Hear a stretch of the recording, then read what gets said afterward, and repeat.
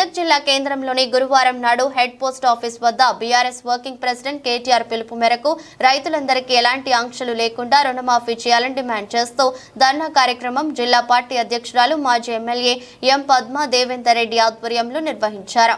ముందుగా మాజీ MLA Padma Devender Reddy, MLC Sher Subhash Reddy, మాజీ MLA Shashidhar Reddy, municipal vice chairman Mallikarjuna Goud, పట్టణ party convener councillor Anjaneyulu, municipal కౌన్సిలర్లు, నాయకులు కలిసి తెలంగాణ తల్లి చిత్రపటానికి పాలాభిషేకం చేశారు. అనంతరం ధర్నా కార్యక్రమంలో పాల్గొన్నారు.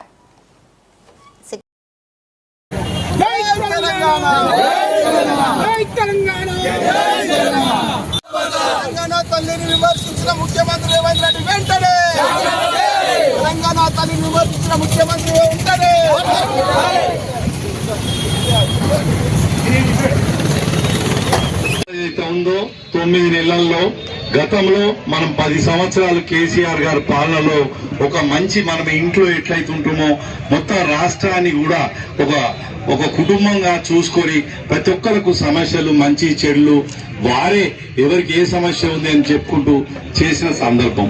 కానీ ఈ ప్రభుత్వం మాత్రం ఇప్పుడు వచ్చిన ప్రభుత్వం కేసీఆర్ గారి కన్నా ఇంకా ఎక్కువ ఏదో ఇస్తానని చెప్పేసి అనవసరమైన వాగ్దానాలు, అలవికాని వాగ్దానాలు ఇచ్చేసి అధికారంలోకి వచ్చిన విషయం మీ అందరికీ కూడా తెలుసు.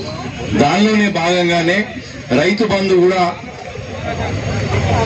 కేసీఆర్ గారు ఇచ్చిన దానికన్నా ఎక్కువ ఇస్తామని చెప్పి కేసీఆర్ గారు ఇచ్చే 1,00,000 రుణమాఫీ కన్నా ఎక్కువ 2 లక్షల రుణమాఫీ అది కూడా ఏకకాలంలోనే చేస్తానని చెప్పి ఇట్లాంటి అలవి కాని అనేక రకమైన హామీలు ఇచ్చి ప్రజలను ఒక భ్రమలో పెట్టేసి ఈ ఓట్లు వేయించుకునే విషయం కూడా మీ అందరికీ తెలుసు. కానీ కేసీఆర్ గారు లాంటి ఉద్దండులు వారికి ఉన్న ఎక్స్పీరియన్స్ ఏదైతే ఉండేనో వారు ఏది చేయగలుగుతారు, ఏది చేస్తారో అన్నది మాత్రమే చెప్పుకుంటూ వచ్చి ప్రతి ఒక్కరికి కూడా చేసిన సందర్భం మీ అందరికి కూడా తెలుసు.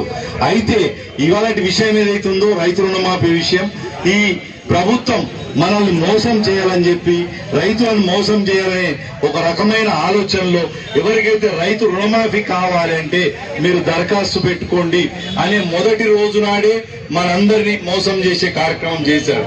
ఈ డేట్ల మధ్య అన్ని అమలు చేయండి. ఇక్కడ ఉన్నటువంటి మున్సిపల్ కౌన్సిలర్ వేదిక మీద ఉన్నటువంటి మా ఎమ్మెల్సీ వారితో పాటు రాజీషణ వారికి అందరం కూడా రాజీనామా చేస్తాం. ఇంకా దసరా వరకు టైం తీసుకొని 6 గ్యారంటీలు 13 హామీలు నెరవేర్చినట్లయితే మేమందరం కూడా రాజీనామా చేస్తాం అన్న ఏదైతే ఉందో లక్ష్యం లేకుండా ప్రతి ఇది ఇవ్వడం జరిగింది. కానీ ఈ ప్రభుత్వం ఇవ్వదు. అయితే ఇంతకుముందు చెప్తున్న ఒక రుణమాఫీ కొరకే మనం యుద్ధం చేసేది కాదు, రైతులకు సంబంధించిన ప్రతి అంశం మీద.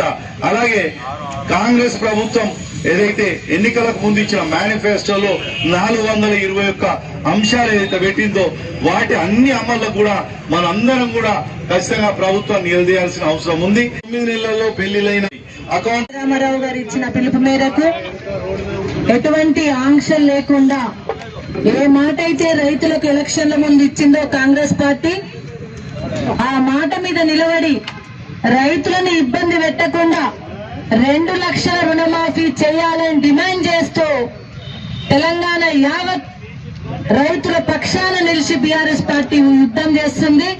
దానిలో మెదక్ పట్టణంలో ఈ రోజు మనం ఇక్కడ ప్రారంభించినాం. ఇది ఆరంభం మాత్రమే, ఇది ప్రారంభం మాత్రమే. ఈ రోజు మంచి రోజు, తిథి చూసుకున్నాం, ముహూర్తం చూసుకున్నాం. ఎవరైతే కాంగ్రెస్ పార్టీ చీటింగ్ చేసిందో ఫైటింగ్ కు అందరు సిద్ధమా? చీటింగ్ చేసిన రేవంత్ ప్రభుత్వం ఫైటింగ్ కు సిద్ధమా? అందరం కూడా సిద్ధంగా ఉన్నాం. ఈ కార్యక్రమంలో పాల్గొంటున్న గౌరవ శాసన మండలి సభ్యులు జోహార్ తెలంగాణ మన వీరులకు గట్టిగా